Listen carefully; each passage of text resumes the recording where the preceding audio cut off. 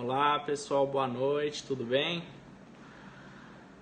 Vamos lá, pessoal chegando aí, Simone, a Gilma. Vamos falar um pouquinho sobre direito constitucional, trazer algumas questões aqui para vocês, resolver algumas questões de direito constitucional, né? Que a gente vai ter lá chegando no aulão adelante. Então estamos aqui dando continuidade às atividades que a gente já começou semana passada. Tá aí a Samanta, o Emerson, o Laércio, Laís, o pessoal chegando aí pra gente então falar um pouquinho sobre direito constitucional, né? O que esperar dessa prova para delegado do Maranhão, o pessoal chegando aí, maravilha, né? E aí, todo mundo já tá animado para encarar a viagem? Quem vai estar lá com a gente no Maranhão? Estão animados ou não? Tem que estar, né? Tem que estar. É isso aí. Quem não vai prestar também a prova, mas está animado para resolver algumas questões de constitucional, eu vou passar alguns julgados bem recentes do Supremo Tribunal Federal para vocês. Ao nosso parceiro aí, Cleison Brenne, nosso coautor do Manual do Delegado de Polícia Civil, né, Cleison? Da editora Juspodium. O livro que vem sendo adotado por muitos candidatos na segunda fase do concurso para delegado de Polícia Civil. Alguns delegados já tomaram posse, já mandaram mensagem para a gente, dizendo que usaram o livro para a segunda fase. Então, tudo muito bacana, né? Pessoal, então vamos lá. Eu separei aqui algumas questões para vocês. A Michela, São Luís. É de São Luís, Michela? Chegando aí. Maravilha, maravilha. Então o Cleison tá aí, ó, mandando um salve. É isso aí, meu amigo Cleison. E hoje foi convite, né, pro livro de revisão final que a gente vai produzir agora para delegado de Polícia Civil da Bahia. Logo vai sair um livrão aí para todo mundo. Um livrão separado, né? Vai ter um específico para o cargo de delegado, outro para investigador e escrivão. Vai ser bem bacana esse material que a gente está preparando. Teresina também. Bom, pessoal de onde aí que tá assistindo a gente no Periscope? Pô, professor, mas 10 da noite, né? Pô, toda hora é hora, né? Toda hora é hora da gente estar junto aí, falando um pouquinho sobre o direito constitucional. Bom, eu separei algumas questões aqui que eu vou falar lá no nosso aulão, no aulão adelante, em São Luís, para a gente já esquentar e a gente já começar a fazer então uma boa revisão para a prova. E aí o mestre Zuc chegou, o professor Ailton Zuc, convidando os seguidores. E, enfim, se você ainda não fez inscrição para o aulão Delegado Maranhão, ainda temos vagas. É só entrar lá no adelante.net.br, fazer a sua inscrição, né? Você tem lá a possibilidade ainda então de fazer a sua inscrição e estar com a gente. Mais de 270 questões, né, professor Zuc? Mais de 270 questões que nós vamos resolver lá, do começo ao fim. Vamos pegar pesado, na perspectiva que o CESP pega, não é? Que é uma prova aprofundada, uma prova doutrinária, uma prova com muita jurisprudência do Supremo Tribunal Federal. Então, além de trazer questões do CESP de 2016 e 2017, eu também vou falar de algumas decisões recentes do Supremo Tribunal Federal que tem muita chance de cair pela primeira vez lá. Então, a gente vai ter a oportunidade de se antecipar ao que o CESP normalmente faz, que é o que a gente já fez no Mato Grosso do Sul com outra banca, mas vai fazer com o CESP, porque conhecendo o perfil da banca, a gente sabe exatamente o que vem por aí. A gente sabe exatamente o que vai ser cobrado nos próximos concursos. Então a gente vai se antecipar ao CESP para chegar bem na prova no domingo e arrebentar. Então é isso, pessoal. Dando boa noite ainda, o pessoal ainda chegando, enchendo a nossa transmissão, né? Então, tamo junto aí, vamos jogar duro com o professor Zuc lá, com o professor Montes, a professora Ana Cláudia, o professor Júlio, o professor Diego Sena. Então, uma equipe forte, uma galera muito experiente, que vai saber direcionar esses últimos momentos de preparação. Quem já foi no aulão adelante sabe que é pesado, ninguém brinca com o sonho de ninguém. Nós vamos estar lá de manhã até de noite, como a gente sempre fica, invadindo a noite para passar o melhor conteúdo para vocês, né? E é também interessante destacar que em direito constitucional, em especial, quando a gente pega como referência provas anteriores, a gente não fica só nas provas para delegado, não. A gente pode olhar para outras provas, para provas que o CESP faz para outros cargos que a gente consegue imaginar e consegue antever aquilo que vai ser cobrado. Então, no aulão adelante, eu vou falar de questões de delegado 2016 e 17, 15 e de alguns outros concursos, como, por exemplo, eu vou falar sobre concurso para procurador do MP junto ao Tribunal de Contas da União. O professor Zucco falando aí que é por aí, né? Todas as disciplinas sabendo, aí os professores sabendo como é que o CESP faz. Então, muitos aqui já sabem que eu também sou autor do Revisados de Direito Constitucional. Eu já resolvi na minha vida, respondendo alternativa por alternativa, mais de 3.500 questões de constitucional. E, enfim, a gente consegue então ter um padrão de cobrança e, repito, vai se antecipando nesse padrão de cobrança. Show? Sem mais delongas, vamos então começar a trabalhar com o nosso direito constitucional. A primeira questão que eu separei para vocês, o primeiro item que eu separei para vocês, é uma questão justamente do concurso de procurador do MP junto ao TCU, elaborada pelo CESP. Vejam só a assertiva para assinalar certo e errado, hein? Quero que você simule, pense comigo, aproveita agora para testar o seu conhecimento, a tua velocidade de cognição para na hora da prova você ter rapidez para responder. Então vamos lá. A assertiva diz o seguinte: por não ser dotado de caráter normativo, o preâmbulo da Constituição não pode ser utilizado pelo aplicador como vetor de interpretação. Fim da assertiva. E aí? Essa assertiva está certa ou está errada? Repetindo, por não ser dotado de caráter normativo, o preâmbulo da Constituição não pode ser utilizado pelo aplicador como vetor de interpretação. Certo ou errado? Cuidado, hein? Pegadinha do CESP. Errado, pessoal. Errado. Por quê? Vamos do começo?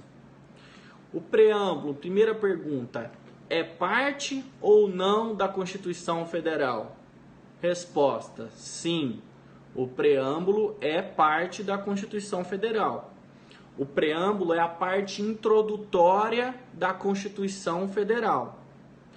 Mas, apesar disso, ele não tem força normativa. Resumindo, o preâmbulo não é uma norma jurídica, não tem normatividade. Quando foi que o Supremo Tribunal Federal decidiu essa questão?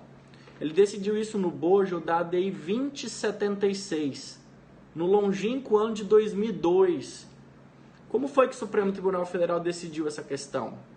Foi ajuizada uma ação de inconstitucionalidade por omissão. Para que foi ajuizada essa ação por omissão, professor? Porque a Constituição do Estado do Acre, ela não traz no preâmbulo dela uma invocação à proteção divina que nós temos no preâmbulo da Constituição Federal. A nossa Constituição Federal, ela encerra o preâmbulo fazendo uma invocação à proteção de Deus. Ponto. Então foi ajuizada uma ação direta de inconstitucionalidade por omissão, com o objetivo do Supremo Tribunal Federal declarar a omissão, ou seja, que a Constituição do Estado do Acre deveria colocar no seu preâmbulo a proteção de Deus. Bom, o que é que o Supremo Tribunal Federal decidiu? O Supremo Tribunal Federal decidiu que não se trata de uma norma jurídica. E, portanto, como o preâmbulo da Constituição Federal nem norma jurídica é, não há nem que se falar que essa norma jurídica deveria ser obrigatoriamente reproduzida em Constituição de Estado nenhum. Mas aí, no julgamento, o que é que o Supremo Tribunal Federal decidiu? Especialmente no voto do ministro Celso de Mello. Ele decidiu o seguinte, olha, o preâmbulo ele não tem força normativa. Ele não está no âmbito do direito, ele está no domínio da política. Ele reflete uma posição ideológica do Constituinte. Mas, apesar disso, ele pode ser interpretado, ele pode ser utilizado como um vetor interpretativo da Constituição.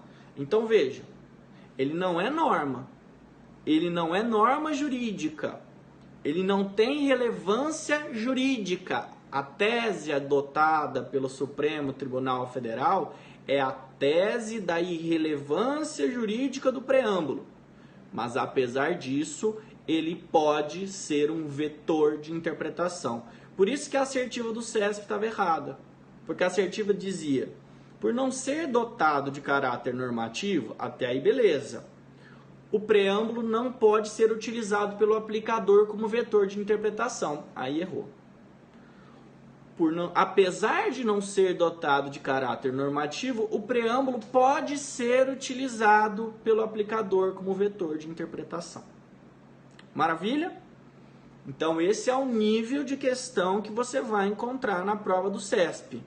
Então o professor Júlio César Matos chegando aí também, jogando duro, né? Já fez a sua live também recentemente. Tá? Então lembra, o preâmbulo é parte da Constituição, não vai confundir, sim. O preâmbulo integra a Constituição, mas ele não é norma jurídica. Apesar dele não ser norma jurídica, ele pode ser utilizado como um elemento de interpretação. Show? Tese da irrelevância jurídica. Vamos fazer mais uma assertiva para você ver o nível das questões do CESP. Eu tenho certeza que você já viu, já sabe o que você vai encontrar na sua prova, mas vamos aprofundando essa questão toda, tá bem? Segunda assertiva que nós vamos trabalhar, agora vamos trabalhar com uma assertiva que caiu no concurso de delegado de polícia de Pernambuco, 2016. Presta atenção na assertiva. Será considerado brasileiro nato o indivíduo nascido no estrangeiro, filho de pai brasileiro ou de mãe brasileira, que for registrado em repartição brasileira competente ou que venha a residir no Brasil e opte, em qualquer tempo, depois de atingida a maioridade, pela nacionalidade brasileira. Fim. E aí? Essa assertiva tá certa ou tá errada? Vamos do começo? O que é a nacionalidade?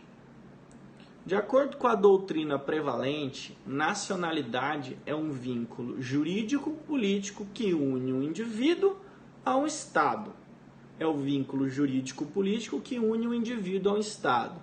Como é que eu sei se por acaso eu vou poder considerar alguém como brasileiro nato ou não? Se eu vou poder considerar alguém como brasileiro ou não? Eu tenho que olhar para os critérios eventualmente adotados pelo Constituinte brasileiro. Por quê? Cada Estado e cada Constituição é livre para fazer o quê? Cada Estado e cada Constituição é livre para adotar os seus próprios critérios de nacionalidade.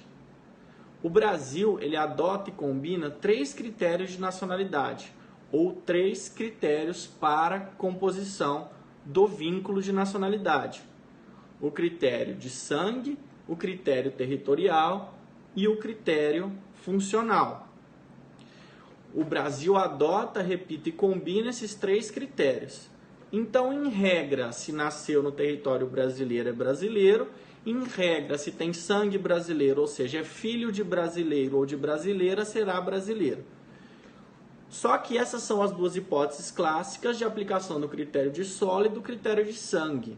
Mas eu sempre preciso relativizar esses critérios com outro critério, que é o critério funcional, que se aplica sempre que alguém, os pais, estiverem a serviço do seu próprio país. Então a nossa Constituição diz o quê?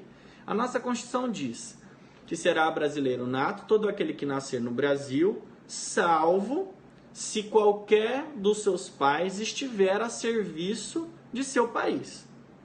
Então, se tem alguém aqui no Brasil representando o seu próprio país, por exemplo, um diplomata italiano que está aqui no Brasil, ele vai fazer o quê? Ele vai impedir que a pessoa aqui nascida adquira a nacionalidade brasileira. Por sua vez, a Constituição diz que a pessoa pode nascer fora do Brasil e ainda assim ser brasileira nata.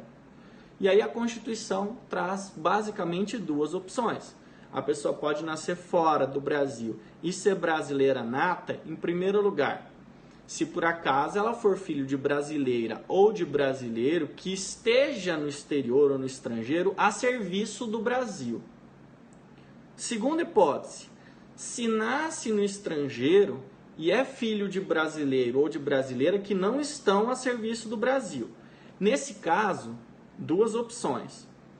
Ou essa pessoa vai ter a nacionalidade brasileira nata reconhecida indo se registrar numa repartição consular brasileira, ou ela vai ser considerada brasileira se ela vier a residir no Brasil e optar a qualquer tempo, depois de atingida a maioridade, pela nacionalidade brasileira. Portanto, esse nível de questãozinha que caiu lá para delegado Pernambuco foi tranquilo. A gente precisava apenas se lembrar das hipóteses de nacionalidade previstas no artigo 12, inciso 1, a linha C. Agora, melzinho na chupeta, faixa branca, agora vamos ver uma faixa preta. Vamos aprofundar essa discussão com uma questão que caiu no concurso para TRF da primeira região, e eu vou temperar essa discussão com o que aconteceu recentemente no Brasil, com a extradição polêmica da brasileira Cláudia Cristina Sobral. Muita gente dizendo aí, o Brasil extraditou uma brasileira nata. Será que foi isso mesmo? Será que o Brasil extraditou uma brasileira nata? Será que o CESP vai explorar isso na prova? Vamos ver essa questão? Bom, para isso eu vou usar uma questão que caiu para analista judiciário do TRF da primeira região. Questãozinha seguinte, ó. Brasileiro naturalizado que tiver praticado crime comum antes da sua naturalização poderá ser extraditado. O brasileiro naturalizado pode ser extraditado? Primeiro, lembre-se daquilo que dispõe o artigo 5º no seu inciso 51. Em regra, nenhum brasileiro será extraditado.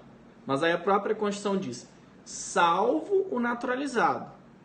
E aí ela traz duas exceções para extradição do naturalizado.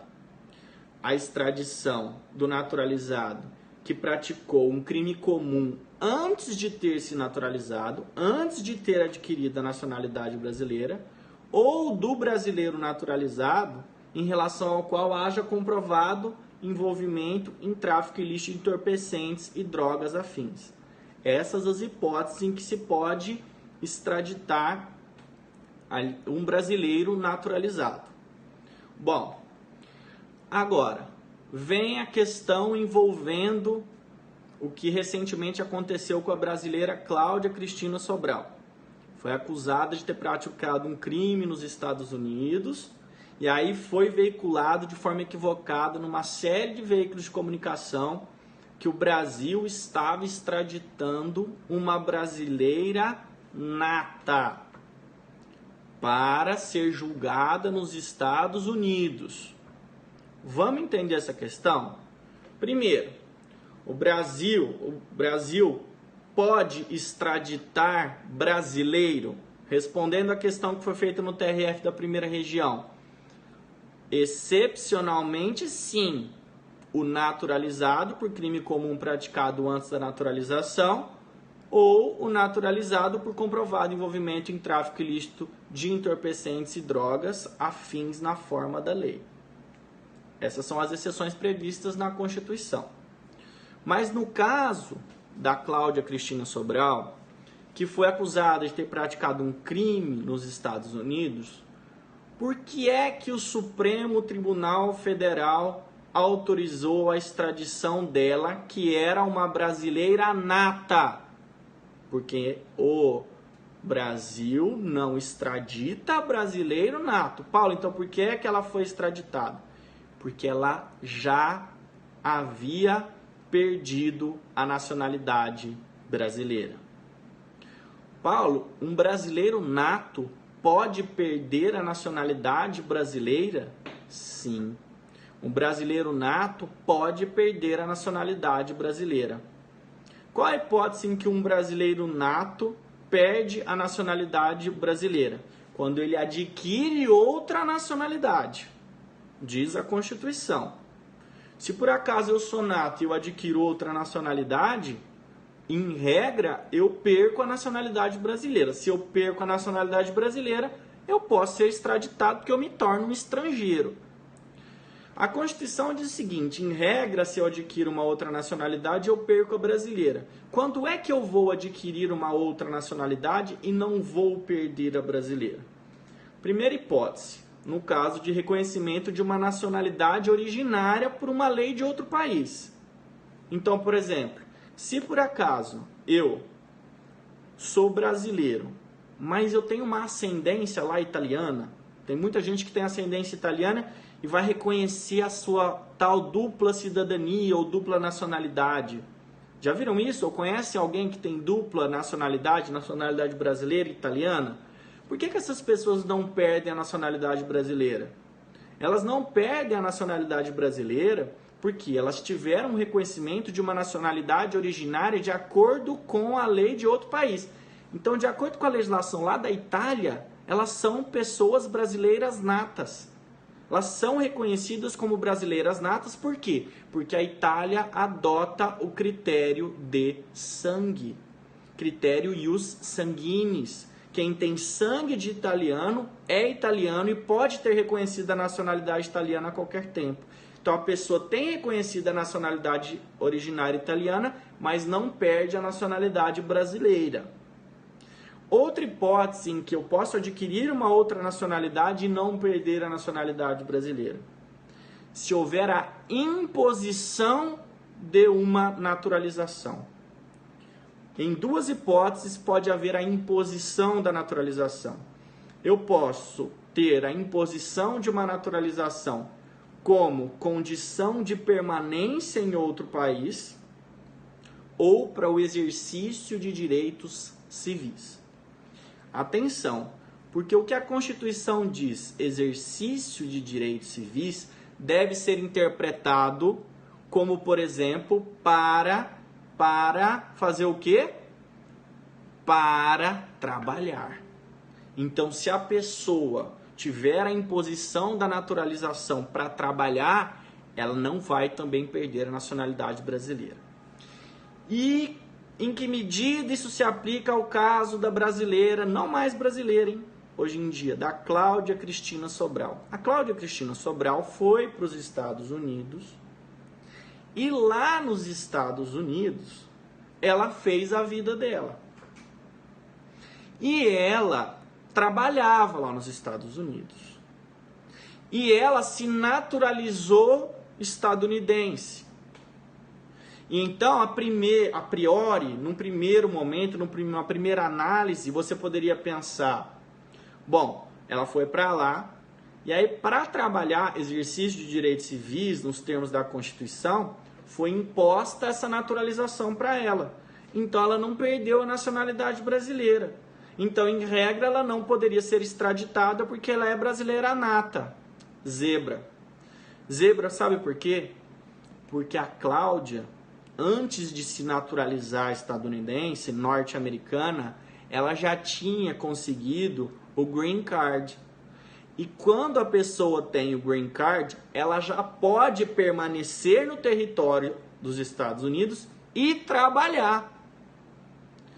Ou seja, ela não precisava ter se naturalizado. Não houve efetivamente a imposição de uma naturalização. E na cerimônia em que ela se naturalizou lá nos Estados Unidos, ela jurou a bandeira dos Estados Unidos.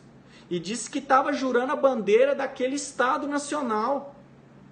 E renunciando a qualquer outra nacionalidade.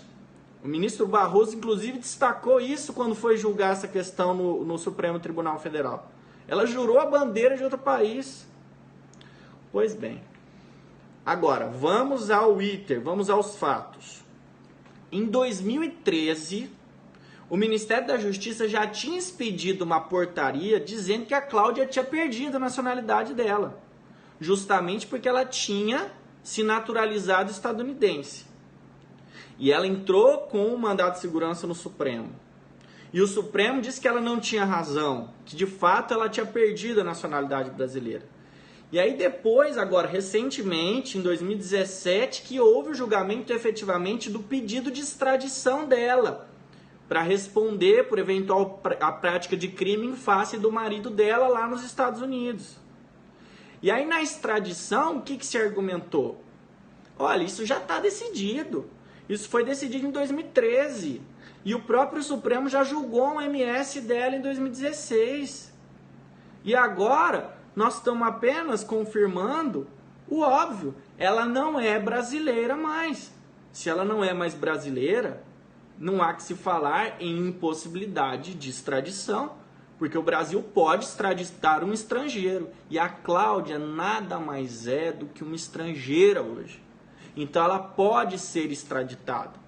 Os advogados dela argumentaram, não, ela precisou se naturalizar para trabalhar como contadora. Mas não colou. Não colou. Ter o green card já era o passaporte verde para trabalhar. Então ela não precisava ter se naturalizado estadunidense. Então essa é toda a discussão que permeou a extradição da Cláudia Sobral, que foi agora, não faz uma semana. Dia 17 de janeiro a Cláudia foi extraditada. Saiu aí semana passada em tudo qualquer portal de notícias que você visse, tá? Então, muita atenção para a prova do CESP, tá? Não mudou nada. Brasileiro nato não pode ser extraditado. O que aconteceu no caso da Cláudia foi uma declaração de perda de nacionalidade e uma posterior extradição. Tudo bem? Estamos conversados. Agora eu quero falar com vocês sobre jurisprudência do Supremo Tribunal Federal. Quero falar com vocês sobre imunidades parlamentares. Eu elaborei uma assertiva inédita aqui para discutir com vocês. E eu quero que vocês pensem comigo e reflitam sobre a jurisprudência do Supremo Tribunal Federal. Tamo junto? Estão acompanhando? Cadê os joinhas aí? Aqui não, aqui é adelante, não é? Aqui nós estamos jogando duro, não é? É isso, não tem moleza, não tem conversinha, não tem textinho de Constituição para o CESP, moçada. Aqui é pesado, é raciocínio jurídico. De um item a gente tira 10, 12 possíveis. Então nós vamos para cima. E lá em São Luís vai ser assim do começo ao fim. É o que tem de profundo, é o que tem de pesado, é como nós vamos pegar lá. Então todo mundo que já assistiu as nossas aulas sabe, que já foi no aulão sabe, olha lá, o pessoal que tem nosso revisaço de constitucional, tá aqui, ó, quem não conhece, ó o tijolo, ó. Olha como é que ele é pequenininho em perspectiva com o meu rosto, ó. Não é pouca coisa. Aqui, moçada, tem trabalho de 7, 8 anos resolvendo questões de constitucional. Todos os concursos da vida. 5ª edição indo pro forno. Então, assim, a gente sabe o que cai em prova. Por isso que nós vamos chegar lá e vamos dizer para vocês o que vai cair na prova do dia seguinte. E vai cair o professor Sumariva aí, grande mestre, professor de penal, processo penal, delegado de polícia de São Paulo. Tamo junto, Sumariva, tamo junto. Então é isso, vamos pro último item. Mais um item aqui. Perfeito revisaço. Valeu para quem tem. Eu sorteei um revisaço lá no último aulão, hein? Vou levar mais para sortear, hein? Vou levar mais revisaço para sortear lá no aulão. E vou levar também um manual do delegado de polícia civil. Vamos lá, vamos em frente. Mais um assertivo, ó. Concentra. Presta atenção, ó. Vou ler assertivo e você vai julgar para mim se tá certo ou se tá errado o item, hein? Vamos lá? Para a imposição de medida cautelar diversa da prisão a um parlamentar federal, o Poder Judiciário sempre estará submetido à deliberação da Casa Legislativa a que pertence o deputado federal ou senador da República. Certo ou errado? E aí? Certo ou errado? Vou repetir. Para a imposição de medida cautelar diversa da prisão a um parlamentar federal, o Poder Judiciário sempre estará submetido à deliberação da Casa Legislativa a que pertence o deputado federal ou senador da República. Cadê o Neto? Tá aí, Neto? Tá por aí, Neto? Hein? Certo ou errado, Neto? Vou te colocar na fogueira. Hã? Vou te colocar na fogueira. Tá aí, Netão? Netão, adelante. Vamos lá? Pessoal, jurisprudência fresquíssima do Supremo Tribunal Federal, tá?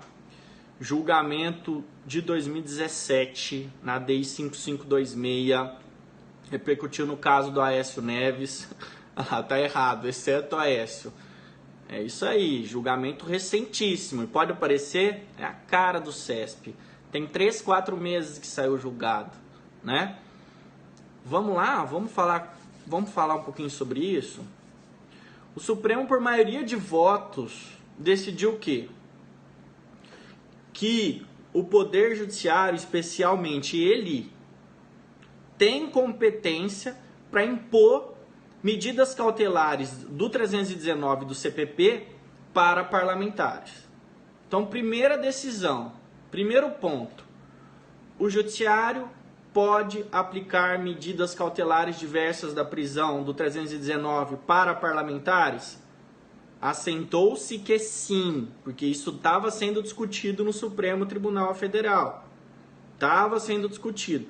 Por maioria de votos, sim. Então, o Supremo pode aplicar medidas cautelares diversas da prisão. Mas somente haverá necessidade de submissão da medida cautelar diversa da prisão à apreciação da respectiva casa do parlamentar se a medida impedir ou dificultar de forma direta ou de forma indireta o exercício regular do mandato. Então preste atenção. Duas situações. Primeiro, o STF pode aplicar a cautelar diversa da prisão? Pode. E ele vai precisar submeter ao crivo da Casa Legislativa? Depende. Por que a assertiva estava errada? Porque eu disse assim, que o Judiciário sempre estará submetido à deliberação da Casa. Não, nem sempre. Você vê que às vezes uma palavrinha te pega. Nem sempre. Só vai precisar se a medida dificultar ou impedir direta ou indiretamente o exercício do mandato. Perceba que eu estou falando especificamente da imunidade relativa à prisão. Por quê?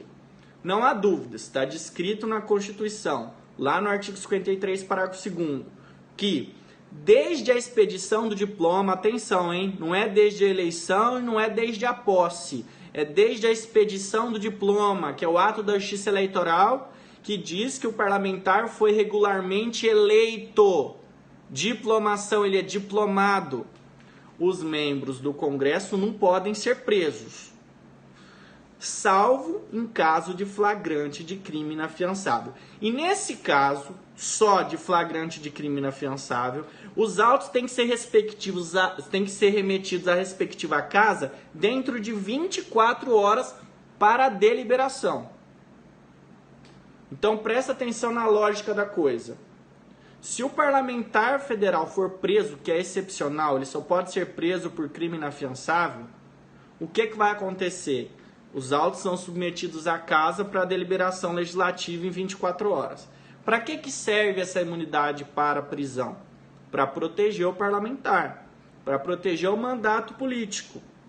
E aí restava a dúvida que é a seguinte: se por acaso foi imposta uma cautelar diversa da prisão, eu vou aplicar essa mesma lógica? Por quê? Porque é uma medida grave. é uma medida que às vezes vai impedir, vai dificultar o exercício do mandato. Especialmente porque lá no 319 a gente tem a possibilidade de determinar a suspensão do exercício da função pública.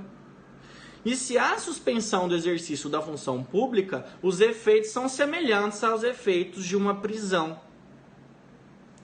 E aí, você vai no fundamento da imunidade. Ora, se a imunidade tem por objetivo proteger o mandato, se o sujeito não vai poder exercer o mandato, isso significa o quê? Isso significa que ele tem imunidade. Bom, polêmica para lá, para cá, discussão gigantesca no Supremo Tribunal Federal, ministro divergindo de ministro. O que é que restou decidido? Que, em regra, o STF pode aplicar as medidas cautelares diversas da prisão sem submeter a julgamento da casa.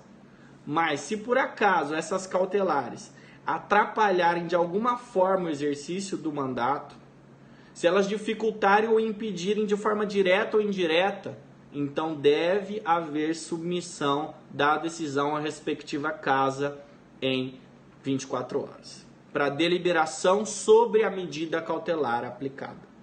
Cadê os corações? Cadê os corações? Linguagem clara do professor. Valeu, galera. Então é isso. E aí, deliberação na maioria dos membros da casa, hein? Atenção para o quórum também. CESP gosta dessas questões. Gosta mesmo. Gosta mesmo. Isso é a cara do CESP. Por isso que eu estou trazendo essa discussão para vocês. Essa discussão ela remete ao que aconteceu tempos atrás, envolvendo o presidente da Câmara, o Eduardo Cunha. Mas enfim, eu trouxe os fundamentos para vocês entenderem e saberem o que é que pode cair na prova. Beleza? Estamos com tempo para falar mais, não? Estamos com tempo, sim ou não? Caraca, 20 para as 11 já, não é não? Não é não? Envolveu também situação com o Delcídio. Eu queria que falasse só sobre imunidade de parlamentar. Daria pra gente falar mais de horas sobre isso, né? Mas enfim, a nossa missão aqui era fazer esse esquenta, né? Deixar esse gostinho de água na boca aí pra quem vai estar com a gente lá em São Luís. Galera, show de bola, tá? Show de bola. Quem não fez inscrição ainda no nosso aulão, vai prestar a prova para Delta do Maranhão. adelante.net.br. Vamos com tudo. Tem aí alguém do Adelante? Não. Quem foi no aulão de Campo Grande? Quem estava lá conosco no aulão de Campo Grande? Quem foi no concurso? Quem fez a prova para delegado de Mato Grosso do Sul? Tinha alguém? Rafael estava lá? Jeff Delta estava lá? E aí, fala pra galera aí, vamos em frente, não é não? Eu vou pela primeira vez. Todo mundo que vai pela primeira vez, ou pela segunda vez, ou pela terceira vez, sabe que a gente vai lá, não é pra brincar não, nós vamos com tudo, né? Nós vamos firme. Olha lá, Castro Valente, é isso aí, moçada. Ó, se restar alguma dúvida aqui da nossa transmissão, da nossa live, quiserem tirar alguma dúvida, tá? É só me adicionar aí no Instagram, @paulolepore, me adiciona aí, @paulolepore. Pode mandar direct, pode mandar dúvida nas postagens. Quem já me segue sabe que diariamente eu posto questões de concurso, eu posto atualizações legislativas, eu posto de tudo aí para vocês, tá? Você vai ficar sempre sabendo de tudo que está acontecendo de direito constitucional e direito da criança e do adolescente, são as disciplinas que a gente escreve e ministra aula, tá bem? Mais uma vez, quem não fez inscrição ainda para o Aulão Adelante Maranhão, vamos firme, vamos junto, vamos jogar duro lá com todo o nosso time, beleza? Como é que compra esse revisaço aí? Esse aqui, ó, revisaço delegado, no site da editora Juspodium, editorajuspodium.com.br, ó, tem o outro revisaço, CESP, que eu também sou coordenador e autor, tá? Só questões do CESP, ó. Esse aqui tá esgotado, tá? Mas a edição nova já vem, e o revisaço delegado de Polícia Civil também, tá? O revisaço delegado de Polícia Civil tá no forno e vai sair em breve aí para vocês, tá bom? Quem tá me perguntando sobre o revisaço delegado de Polícia Civil, tá no forno. O manual do delegado de Polícia Civil também tá no forno, tá? Já tudo aí disponível para vocês no site da editora Juspod.